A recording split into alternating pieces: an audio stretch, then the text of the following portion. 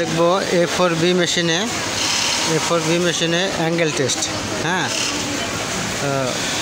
P button চেপে power on করতে হবে।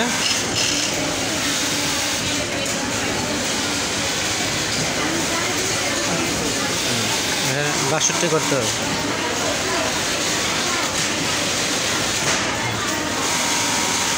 এখানে 2 সিলেক্ট করে প্যাডেলে প্রেস করতে হবে। প্যাডেলে চাপ দিলে অটোমেটিক অ্যাঙ্গেল টেস্ট নেবে।